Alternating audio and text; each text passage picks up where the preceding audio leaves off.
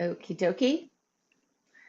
We are here. And if it feels confusing, I just had to turn my camera this way because it's so bright this morning.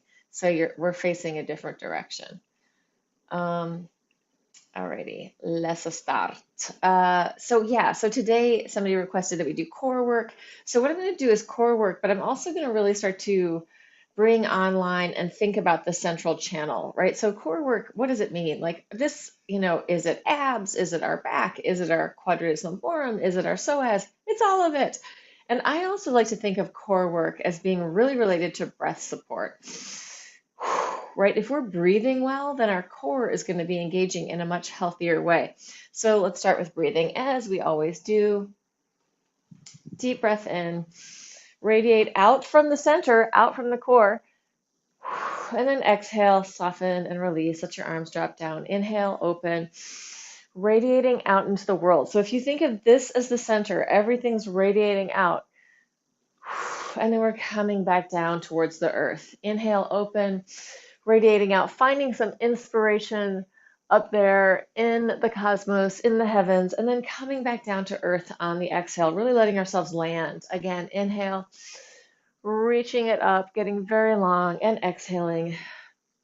We're also coming into this, as we come into this central channel, we're finding that vertical dimension in our standing body, right? We are made Homo erectus, right? We are walking around. Homo sapiens, Homo erectus, right? We came up, we started moving around very vertically.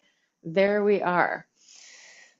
So tuning into that awareness of the up and downness. And let's just play with that just with our hands. So finding like up and down, one arm reaching up, the other arm reaching up. And actually, as I'm doing this, I feel kind of like, how cats scrabble, like that they do that thing through their body. Think of that. So think of this coming from the center, reaching into this peripheral on top, maybe peripheral reach space on the bottom with your arms. So we're finding the up and downness of our body. And as I'm finding that up and downness, I'm also going slightly off center here because I'm getting that as much reach through my arms as I can. So I'm getting into this little bit of side stretch. And then we're going to do it from side to side, opening and then closing, crossing midline, opening, cross with the other hand on top, close, open and close. And let's do it this way. You're going to open, step across, open, cross it over. Open, step across, open, cross it over. I don't know which side you're on. Open, either one is fine. Cross and open and cross. So finding the horizontal, side, cross, opening very wide, and then crossing midline. Really feel center facing front. So if I turn here, it's not quite the same. Try to keep the front towards the whatever your front is, so that you're not twisting a whole lot as you're doing that. Opening and closing. So moving through space, right? We have the vertical, the horizontal, and then the sagittal forward and backward. And let's move with that. So let's just go with one side at a time. So this may be your non-dominant side if you're mirroring me, depending on whether you're right-handed or left-handed. Forward and backward, moving into action, backing up. I'm going to take a step back. I'm going to do this. I'm moving forward. I'm taking it back. I really associate the sagittal forward and backward with willpower. My will. I will do this. I won't do this. Here, I'm going to do it. I will. Nope, made the decision not to. I'm backing up on that. Is this ready to be born into the world? Nope, not yet. Oh, yes, it is. Here, let's take it forward. So I just changed sides. I'm letting the other side be the counterbalance, right? And coming back in, just shake it all out. So here's the vertical, the up, down. It's very much the I am. Horizontal. Oh, there's my friends. We are. Forward, backward. I will or I won't. The will, right? My will is strong. I am moving forward. I'm going to keep plowing through. Let's just shake it out for a second. Relax your head, neck. Think of relaxing in that central channel. So if we want core strength to be strong, we also have to have release, right? We can't build strength if we're not going with building and relaxing. The muscles aren't meant to be holding all this tension and getting tighter and tighter. That will make us weaker, not stronger. So we want to think of some freedom and some fluidity in there. So, and I mean, when we think sort of from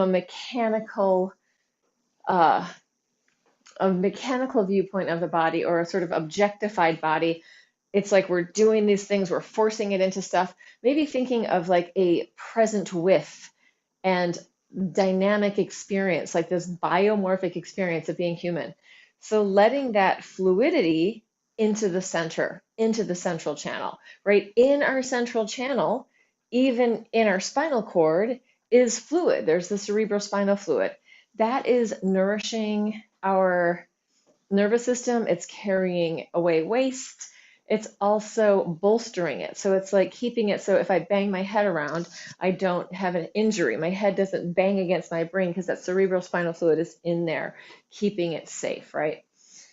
So moving from that place in the central channel in the core, just imagine that you are a piece of seagrass for a second, maybe from the bottom to the top, there's a little undulation.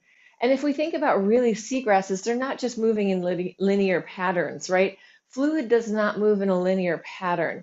So inviting in that really sort of fractal-like, spirally alive, awake and aware possibility of movement. Is it awake and aware? I don't know. Maybe it is. Maybe it's not. So yeah, just letting that come in so that we're inviting in some softness into our tissue so that when we start to activate them again, we can go somewhere. We're not just stuck in this like hypertonic Captain Kirk acting school. I am going to do this.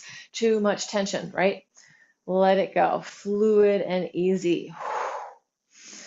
So let's just shift from side to side, adding a weight shift to that, feeling the movement of your center as you do that weight shift. With these movements, we can add sort of ripples and undulations, right? Water can ripple. You drop something in the water, it radiates out like a ripple. So we're just trying to change the model that we have for our body a little bit. So it's not this biomechanical machine. It's not a computer. It is alive living tissue, right? It's biomorphic.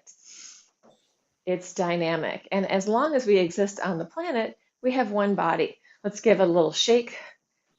As you're bouncing and shaking, feel the down, right? Coming down to the ground. When we have too much extra tension, we can shake it out. And we can ground ourselves by letting go of some of that extra tension and just coming down into the down part of life, right? Ha, grounded, the foundation. Here it is underneath me. Good.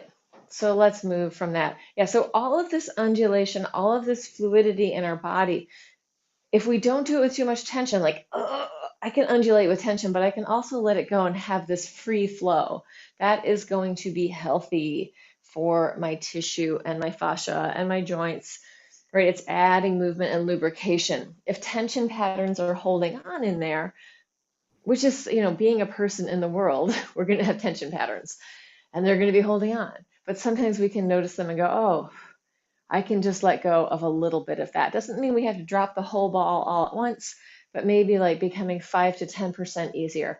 I mean, 5% more relaxed would be a huge relief on a body level.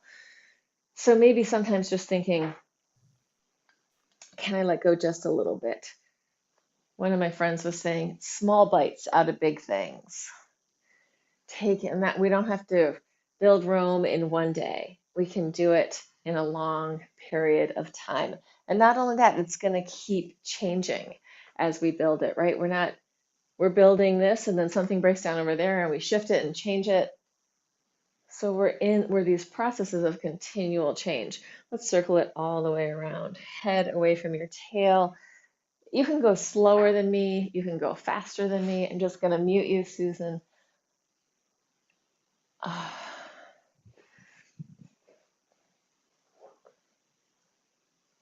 Breathing into it, feeling into the space around your body and moving from the center out to that periphery, right?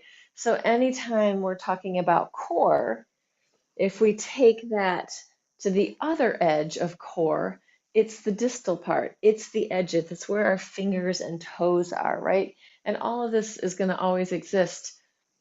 It doesn't exist in a vacuum by itself, right? Core isn't there alone. Core is in relationship at all times to distal.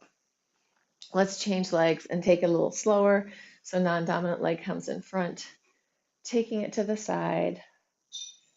And actually, let's just open and close a little bit there. So spiraling up and down, very easy. This doesn't have to be that you're going for your biggest stretch right now. Just going for some fluidity and some hydration in the tissue. And then taking it down over your knee, and you can wiggle around there. Little small micro movement adjustments to give more resilience to the tissue in your body. And then take it into center. Let your head drop down. Really relax the neck and the back. And again, wiggle. Mobilize your body. And then over to the other knee. Same thing, micro movement or macro movement. It's all relative.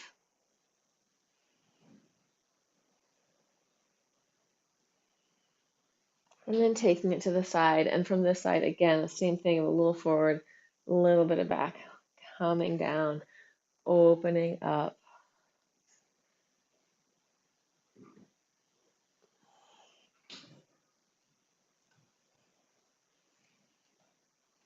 And then coming all the way up. And let's just circle rib cage, lungs, and heart. So again, getting that center mobility, central mobility in the center around the edges. And as you're in that center mobility, feeling what's happening on a head tail level.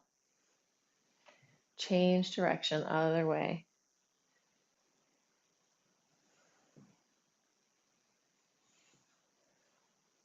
Jaw, neck, and throat really easy. Ugh. So we can almost think of like these, like, I don't know, 7-layer cake stack of body parts, right? So like there's the, the top of our head, and then this area, this area, this area, this area, right? We can kind of layer it down. And if we can get one area relaxed and juicy, the next area is more likely to be relaxed and juicy, right?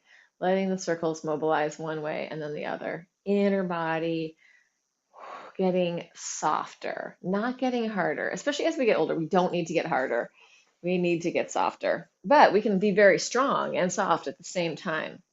All right, so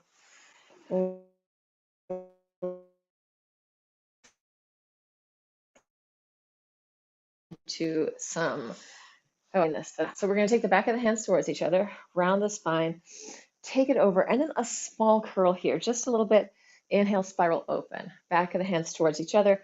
Inhale, open, just a little curl. So I'm spiraling in, rounding my spine, almost like I'm pulling up my vampire cape around me. Inhale, as one does, open. Sorry, if we take it back this way, inhale, open to the side, little curl. Inhale, lift. Halfway down, open to the side, little curl, lift. Halfway down. Inhale, open. If you feel like this is good and you want to go for a bigger curl, go for it. Exhale, inhale, exhale, inhale, exhale. If it's too much to go for the big twist and do the curl, just go a little bit. You could go to the diagonal, right? It doesn't have to be the whole thing. Back the middle. In.